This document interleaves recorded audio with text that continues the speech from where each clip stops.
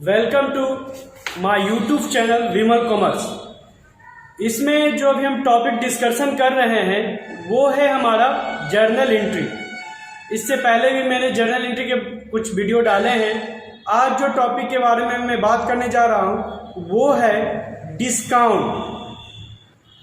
Discount क्या होता है? डिस्काउंट होता है जब बिजनेस में हम एक प्राइस में, जो एक प्राइस होता है किसी भी प्रोडक्ट का या गुड्स का जो दाम होता है या कीमत, उसमें जो छूट देते हैं सर्टेन परसेंट, 10%, 20% जो छूट मिलता है उसे ही डिस्काउंट कहते हैं। आप देखे होंगे बहुत सारे मॉल के पीछे 50% का छूट, 10% का छूट, 70% का छूट जो लिखा रहता है उसी को डिस्काउंट कहा जाता है। यानी एक प्राइस जो फिक्स है, एक लिस्ट प्राइस जो है या मार्केट प्राइस है, उस प्राइस से कम पे जो सामान हम सेल कर रहे हैं, जो बेच रहे हैं, उसे डिस्काउंट कहते हैं। तो आज की जो टॉपिक है डिस्काउंट, उसका हम डिस्कशन करते हैं, जानते हैं कि डिस्काउंट कितने प्रकार के होते हैं, कौन से डिस्काउंट का क्या काम होता है। Discount is a concession allowed by the seller to the buyer on the price to be paid by him. यानी डिस्काउंट एक कंसेशन है, एक तरह का छूट दिया जाता है। किसके द्वारा? सेलर के द्वारा। किसको दिया जाता है? बायर को। एक दुकानदार या एक बिजनेसमैन जो सामान बेचता है वो अपने कस्टमर यानी बायर को, जो उससे सामान खरीद रहा है, उसको छूट देता है। किस पे? यानी खरीदार, खरीदने वाला जो कस्टमर है वो जो अमाउंट पेड करेगा उस अमाउंट में उसको छूट देता है। Paid by him the object of allowing discount, यानी डिस्काउंट देने का जो ऑब्जेक्ट है it to increase more purchase. ये डिस्काउंट देने का मेन मोटिव यह है कि कस्टमर जो है ज़्यादा से ज़्यादा सामान हमसे खरीदे। आप प्रॉम्प्ट पेमेंट कहने का मतलब है कि उनको प्रेरित किया जाए, कस्टमर को प्रेरित किया जाए कि जितना ज़्यादा से ज़्यादा हो कैश में पेमेंट करें, कैश भुगतान करें जिससे उनको ज़्यादा डिस्काउंट मिलेगा। इट इज़ अलाउड बिटवीन, ये किसको दिया जाता है? It is allowed between producer, यानी जो सामान को उत्पादन करते हैं, प्रोड्यूसर एंड होलसेलर। प्रोड्यूसर देते हैं होलसेलर को, होलसेलर देते हैं रिटेलर को, रिटेलर देते हैं कस्टमर को। ठीक है, यानी उत्पादन करने वाला थोक विक्रेता को, थोक विक्रेता रिटेलर को और रिटेलर होलसेलर को। अब देखिए डिस्काउंट का मतलब है कि अब हम कह रहे हैं बार बार डिस्काउंट। जैसे मान लीजिए किसी वस्तु का दाम 100 रुपया, ठीक है, किसी सामान का दाम 100 रुपया, कितना है? 100 रुपया। और दुकानदार ने क्या किया? उसकी कीमत 10 रुपये घटा के बेचना स्टार्ट कर दिया, 90 रुपये में बेचना शुरू किया। तो ये 90 रुपया इनवॉइस प्राइस हो गया। ये जो 10 रुपया छोड़ा जा रहा है ये मेरा डिस्काउंट है। यानी किसी प्रोडक्ट का दाम, किसी वस्तु की दाम 100 रुपया है, उसको 10 रुपया कम करके जो बेचा जा रहा है 90 रुपया में, तो 90 रुपया अब उसका दाम हो गया। अब कस्टमर को सिर्फ 90 रुपया देना होगा, 10 रुपया का छूट मिल रहा है, तो यही 10 रुपया डिस्काउंट है।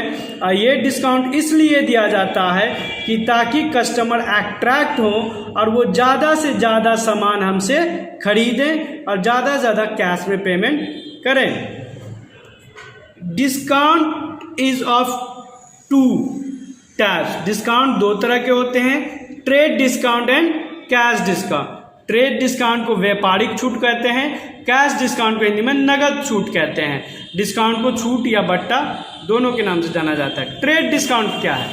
Trade discount is the discount allowed by the manufacturer.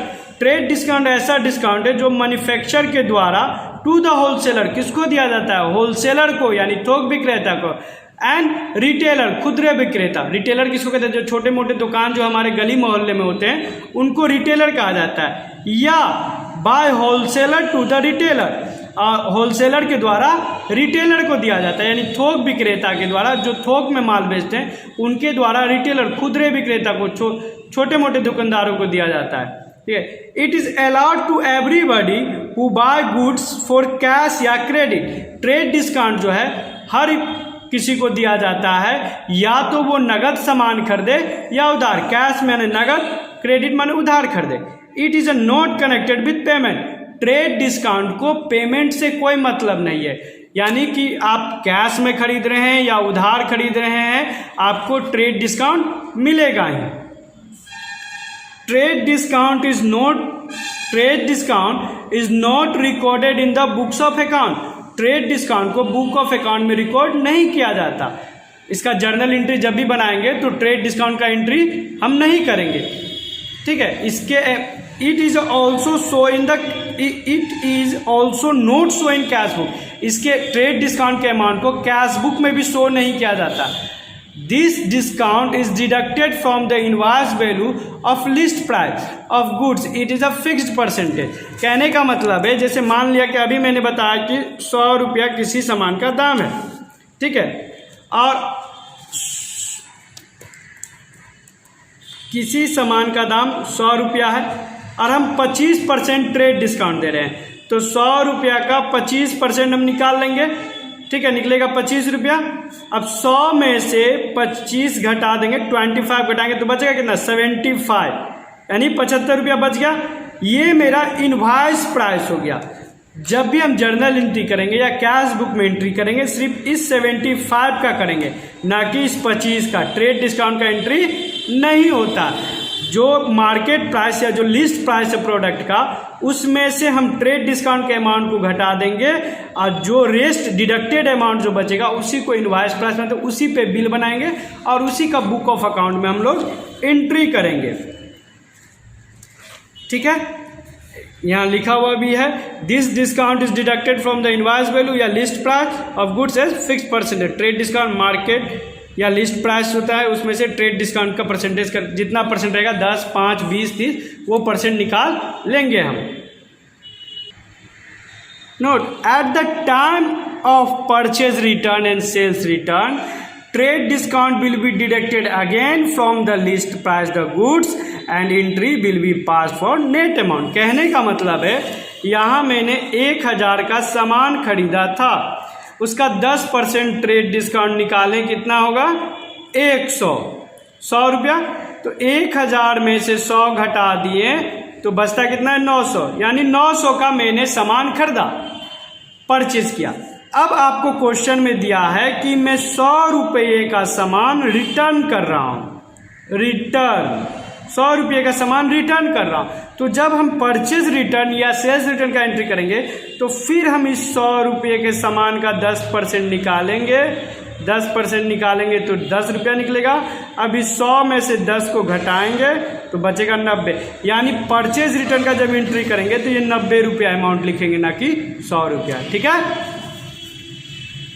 अब आते हैं हम लोग कैश डिस्काउंट पे। Cash discount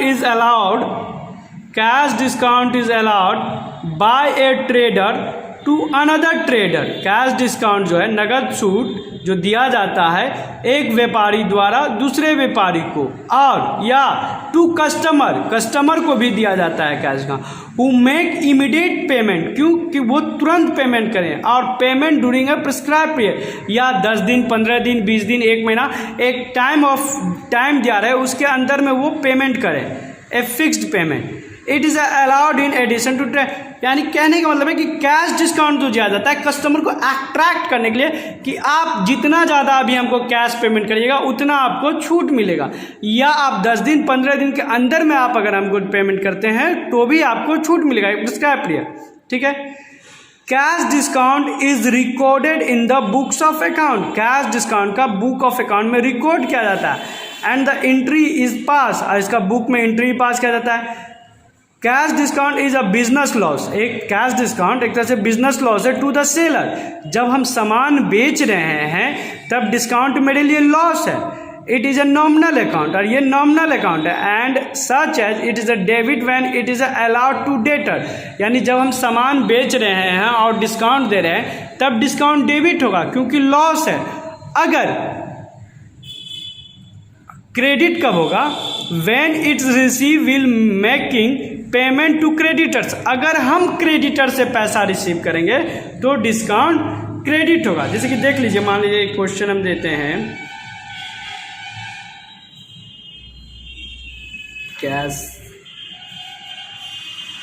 cash received from Naresh ₹5,000 and at the rate 10% cash discount. ठीक है, क्वेश्चन हो गया कैश डिस्काउंट, यानी क्या नरेश से पैसा रिसीव कर रहे हैं और उसको हम 5% कैश डिस्काउंट भी है। तो इसका एंट्री सिंपल होगा, cash account debit, cash receive करें। जब कैश रिसीव करें और डिस्काउंट दे रहे हैं तो डिस्काउंट मेरे लिए लॉस हो जाएगा। Discount account debit to Naresh account, Naresh account. Naresh से कितना पैसा रिसीव करते हैं? 5,000। 5,000 का अगर आप 10% निकालते हैं तो आपका निकलता है 500। तो 5,000 में से अगर आप 500 घटा दीजिएगा तो कितना बचेगा? 4,500।